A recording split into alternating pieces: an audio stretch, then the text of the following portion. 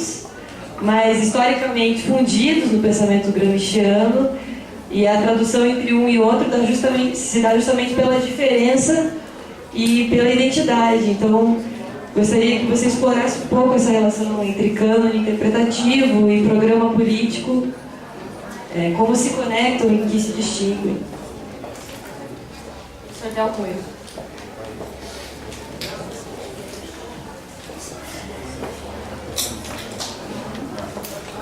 Bem, muito rápido, nós temos um número de inscritos muito grande, 10 para meio-dia, e às 2 horas começa a sessão de comunicação. Então, precisamos ver se os últimos inscritos aí abrem mão ou não, porque senão não haverá nem tempo da mesa se manifestar, se expressar nessas questões que já foram feitas. Então eu sugiro, Sara, que essa rodada inicial que já estava montada, nós concluamos muito rapidamente. O pessoal que seria a rodada seguinte, lamentavelmente abra mão, a menos que a gente opte por ficar, porque também é uma opção a ser feita. Já com a mesa tão rica, né, com problemas tão sugestivos, pode valer a pena, né?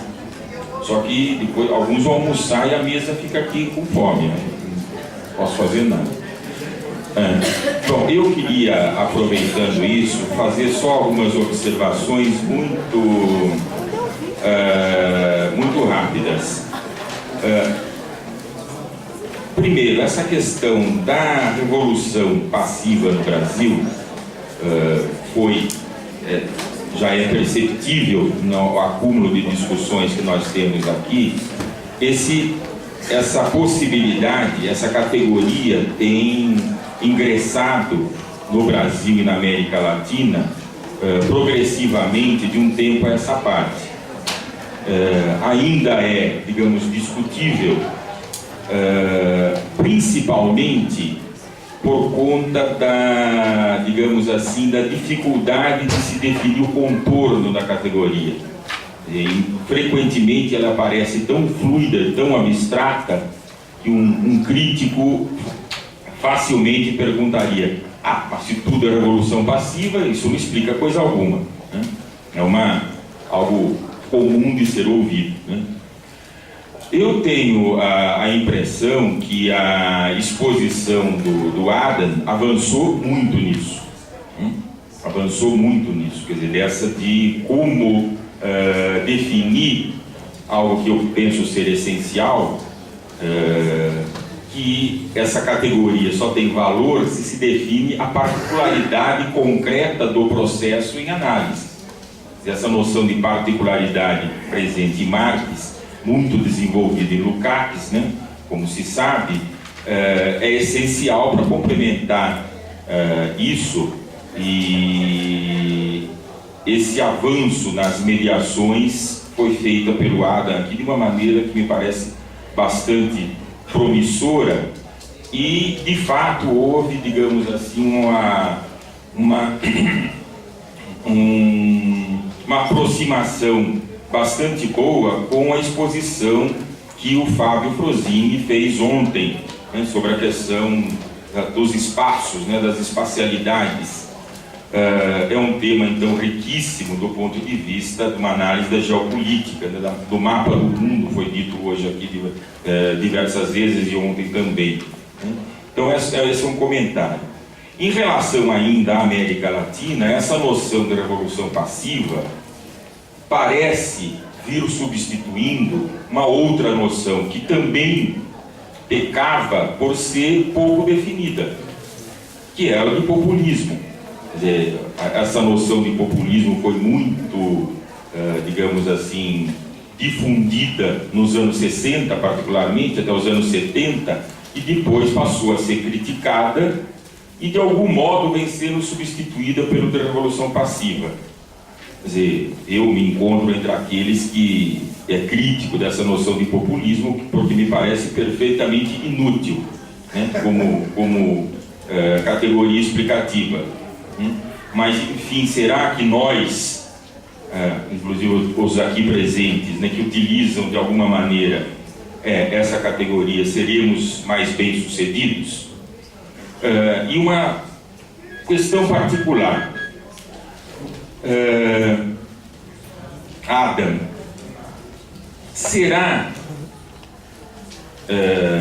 que nós podemos falar da Bolívia e do México como exemplos de revolução passiva? Por que eu pergunto isso? No caso do México, eu não tenho dúvida, podemos falar de revolução passiva. Tem pouco mais de dúvida, por falta de conhecimento concreto, no caso da Bolívia. Mas, ambos os casos, houve uma revolução com base popular significativa. Quer dizer, o México, 1910, em torno de 1913 a 15, particularmente, até 17, foi significativa a base popular. E a Bolívia, de 1952, também houve um respaldo operário popular significativo. O papel dos mineiros ali foi essencial. Poderíamos dizer que depois da Revolução há um processo de restauração. E aí voltamos às observações que o Álvaro fez aqui sobre a questão da Revolução-Restauração. Seria o caso de analisar o período Paz Extensoro na Bolívia, um período mais longo no México, mas enfim, o nome que se destaca de Ernesto Cárdenas, não? Nessa questão. O problema último que eu ia não responder, mas enfim é o mais complexo, essa revolução passiva, a guerra de posição. Eu acho que não há uma identidade absoluta entre elas. Acredito que você pense assim também, né? Porque se fosse assim, a guerra de posição é uma forma sempre reformista. Ela é sempre reformista, não é algo que, por exemplo, a correlação de forças obriga que as classes subalternas travem a guerra de posição. Não se trava a guerra como você gostaria de se travar, como você quer, e define a correlação de forças. E dependendo da correlação de forças, no meu modo de ver, ela pode se transformar em guerra de movimento.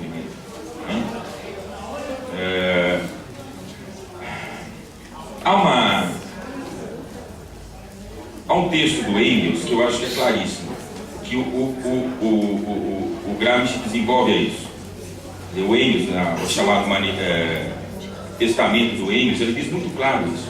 O partido tem que educar as massas, organizar as massas, fazer crescer, mobilizar as massas.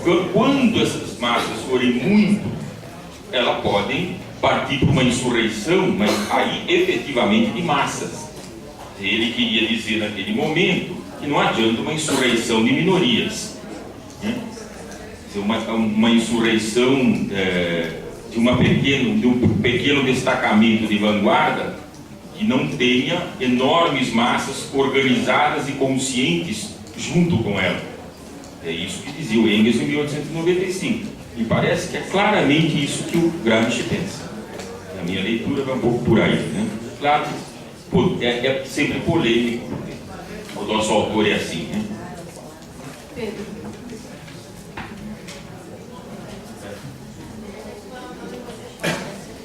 Bom dia. Tentar ser o mais pontual possível para não colocar em contradição as necessidades do estômago e da fantasia. Parece o seguinte, quando vamos pensar essa geração de combatentes do marxismo clássico, há um estranhamento espacial e temporal muito grande conosco. É uma pergunta que é dirigida a toda a mesa e que tenta resgatar o gancho aí de algumas intervenções, particularmente a primeira. E acho que se deve a uma questão histórica concreta, né? Essa geração viveu somente uma época histórica de guerras, crises e revoluções, mas também uma situação histórica concreta onde suas vidas se jogaram em guerras, crises e revoluções.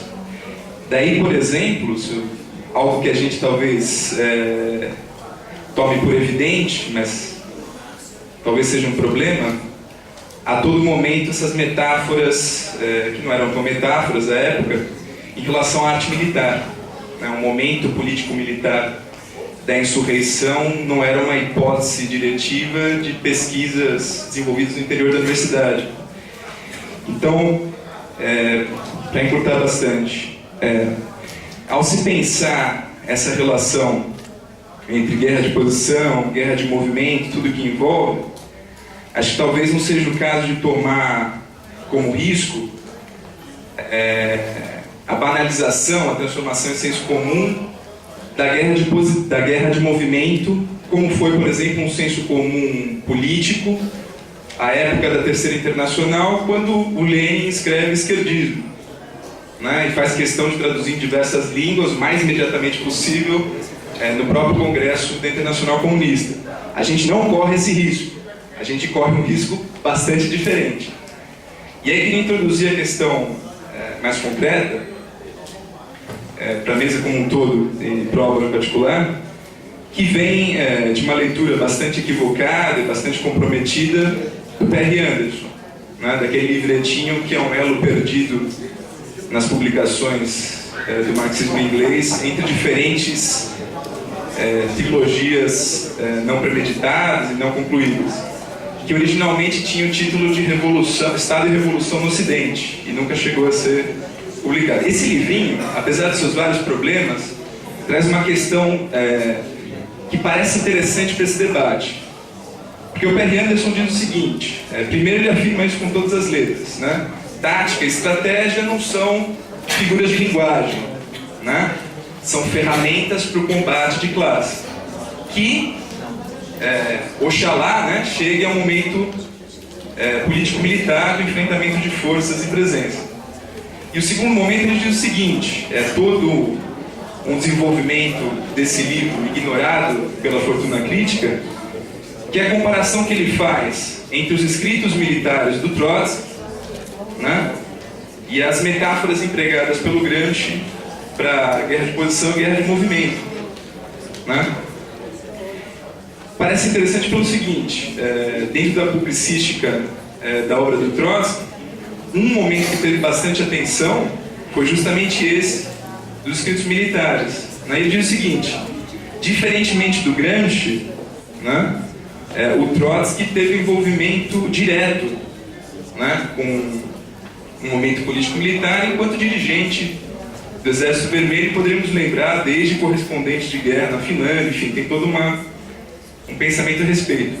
E aí tentar estabelecer nexos histórico-concretos sobre as possibilidades do terreno da luta, que é mais ou menos o que o Marcos Del Rio estava colocando, né? Os nexos histórico-concretos da guerra de posição e da guerra de movimento em situações de crises, guerras e revoluções, né? Para tentarmos, a partir daí, retomar o contato, o fio de condutor perdido com essa geração de combatentes para pensar questões muito importantes. Por uma questão de tempo, e a gente tem o almoço e a agenda da tarde, então eu vou encerrar as inscrições por aqui. A gente tinha mais 4 pessoas. Se houver algum problema, se não puder abrir mão. Não, mas uma discussão tão poderosa, eu não gostaria de mão da minha. Eu abro mão da tua fala. Eu abro mão da tua fala. Eu sei. Na minha fala, eu vou ter que tirar fortemente.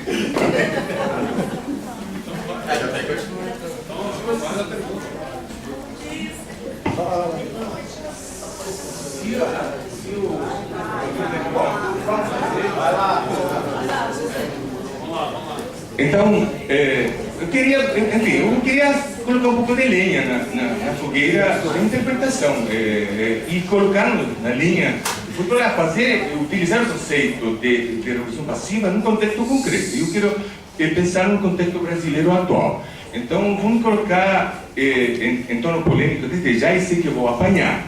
Então, mas isso é parte de nosso métier. A última jornada de possíveis movimentos de manobra no Brasil foram na década de 80. E esses movimentos de manobra foram derrotados, digamos assim, vistos do lado popular. A Constituição de 88 foi a máxima conquista de uma série de movimentos que vem lá, nascem na década de 70 e conseguem chegar a colocar suas questões na chamada Constituição Cidadã. A partir daí vem um outro momento. Esse momento, digamos assim, que nasce de uma derrota do último movimento de manobra no Brasil, que diga-se de passagem, é um país de revolução passiva. O Brasil é um país de revoluções passivas. A independência foi uma revolução passiva, a abolição da escravidão foi uma revolução passiva, a construção do capitalismo na era Vargas foi uma revolução passiva, e a partir da Constituição de 88, e essa é a minha hipótese de trabalho, por isso que eu digo, seguramente vou apanhar, nós iniciamos um processo como código de interpretação histórica da revolução passiva. E estamos nesse processo. Temos duas grandes trincheiras do regime burguês e oligárquico no Brasil que eu poderia mencionar claramente, que se colocam como obstáculos insuperáveis. A primeira dela, o modo da organização do sistema político.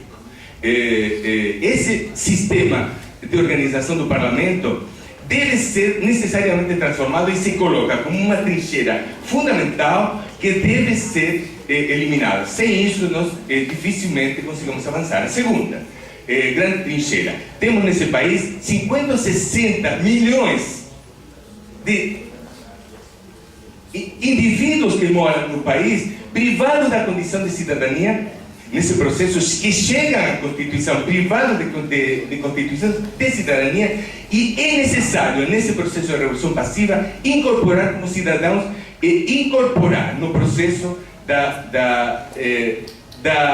guerra de posições. Estamos num processo de guerra de revolução passiva. O caminho, o instrumento que se consegue no final dos anos 80 é a construção do PT.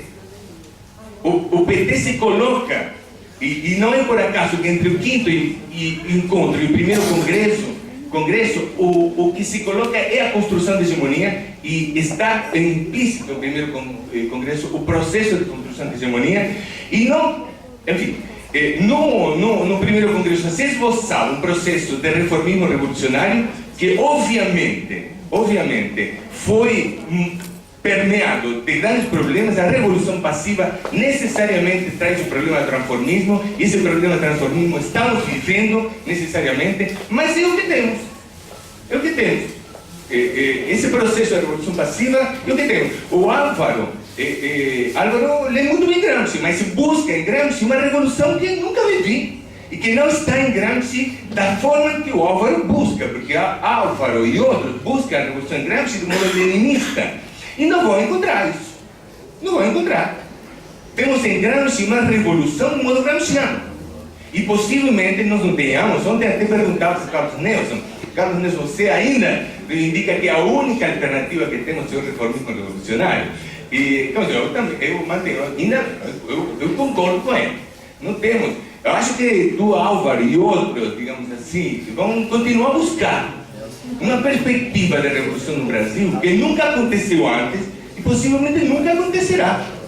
O que devemos tentar entender esse processo de revolução passiva que vivemos, e esse processo de guerra de posições que necessariamente devemos encarar seriamente, um processo em cernes revolucionário nas condições concretas que são oriundas da análise concreta da situação concreta, e não inventar uma revolução, tentar encontrar uma revolução possível, digamos assim, sem nenhum tipo de ofenda, à la PSTU, que não está na agenda, não está no corpo, não está na organicidade do processo brasileiro.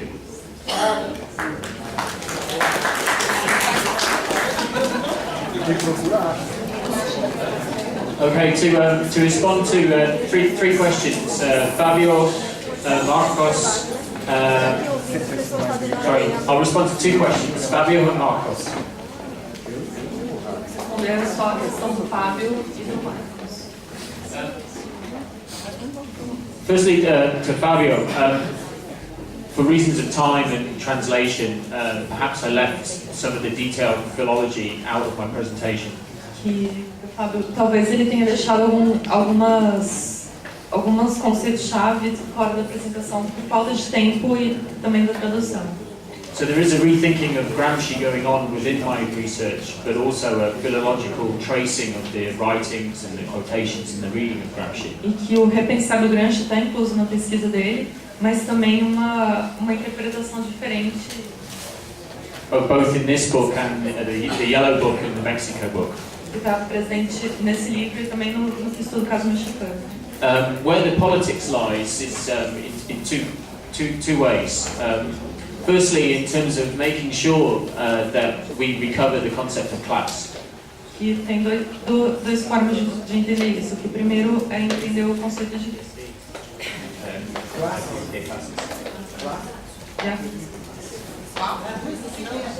La lucha de clases. In countries it's different, but in England, Marxists are not very popular. Que em alguns países é diferente, mas que na Inglaterra o marxismo não é muito popular. Especially in political science because of the dominance of positivism. Principalmente na ciência política por causa da dominação do positivismo. Where professors think they can measure democracy. E os professores que estudam democracia. So my social function is to ensure through the research on historical sociology that there is a fundamental focus on class relations. Então, a função social dele é entender a importância da classe no processo.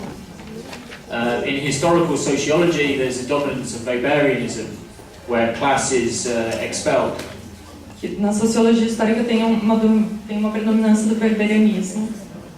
Or there's a reliance on liberal separations, state and civil society, national, international. Ou que eles se baseiam muito nessa divisão entre nacional e internacional, literal e não literal. Estado e sociedade. So that's the first political social function in the research is to write an alternative history where class struggle is at the center. E que ele tenta fazer e por uma alternativa diferente, que é entender a luta de classes. In Latin America, this is different because people are doing this all the time. Na América Latina é diferente porque a gente faz isso o tempo todo. The second political dimension of the research is to focus on resistance.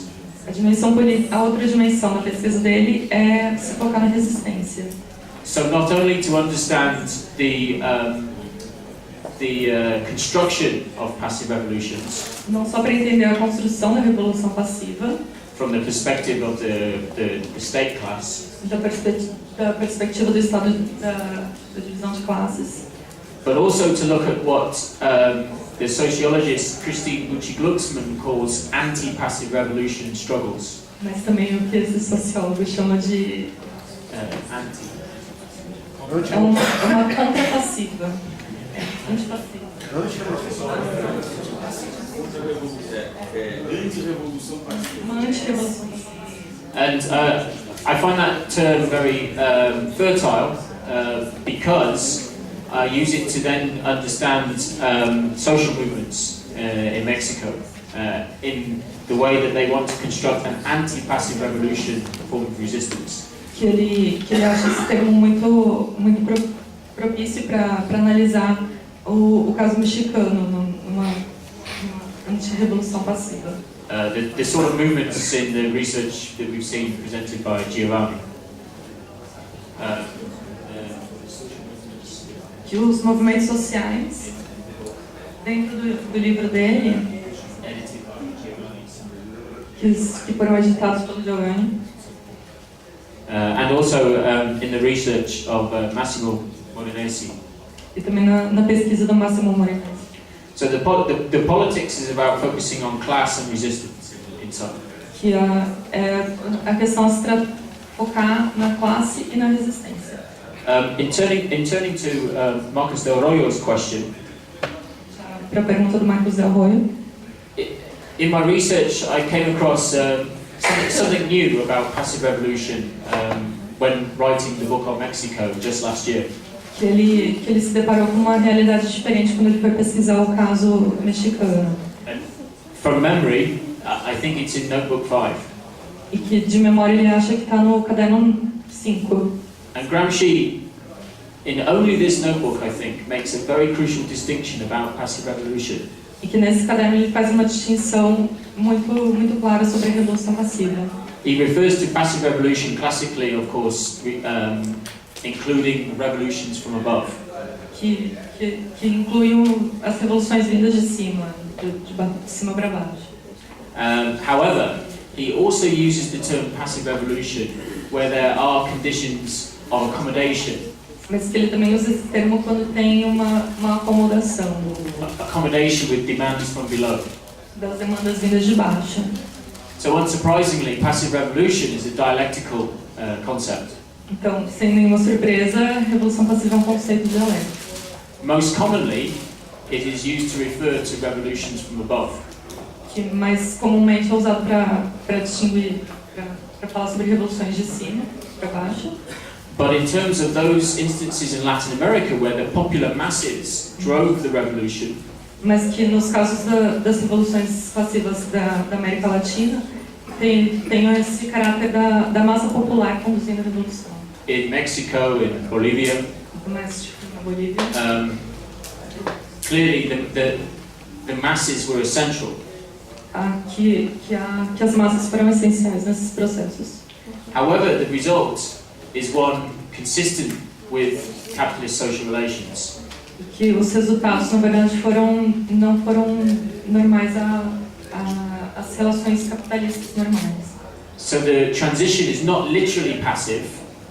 Então a transição não é literalmente passiva. In Mexico, during the revolution, 1 million people died for that social struggle. Durante a Revolução Mexicana, muitas pessoas morreram durante esse processo de luta. But by the 1940s and 50s, there is a clear consolidation of capitalism. Mas que em 14 e 15 teve essa consolidação no capitalismo. And that's what I take to be the passive revolution of capital. E é isso que ele entende como sendo a revolução passiva do capital. Again, though, where the social relations are contested and class struggle is always present. Onde existem essas divergências, sempre vai ter luta de classe. And I think the one commentator that tackles this dialectic very well is Michael Levy. Quem comenta essa relação dialética muito bem é o Michael Levy. In his book, at least in English, called Combined and Uneven Development. Desenvolvimento desigual e combinado.